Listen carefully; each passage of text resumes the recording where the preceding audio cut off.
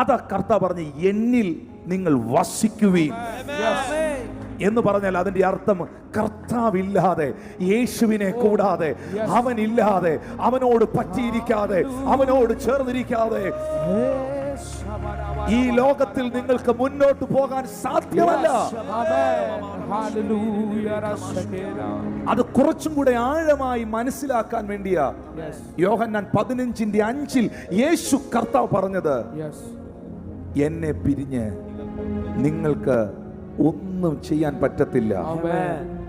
പക്ഷെ ഞാൻ നിങ്ങളിലും നിങ്ങൾ എന്നിലും വസിക്കുവാണെങ്കിൽ ലോകം കാണാൻ പോവുക നിങ്ങൾ ഫലം കായ്ക്കുന്നത്. യേശുവിന്റെ നാമത്തിൽ നിങ്ങൾ ഫ്രൂട്ട്ഫുൾ ആകട്ടെ. ക്രിസ്തുവിൽ വസിക്കുന്ന അവന്റെ സാന്നിധ്യത്തിൽ വസിക്കുന്ന നിങ്ങൾ ഓരോരുത്തരും യേശുവിൻ നാമത്തിൽ നിങ്ങളുടെ ലൈഫ് ഫ്രൂട്ട്ഫുൾ ആകട്ടെ.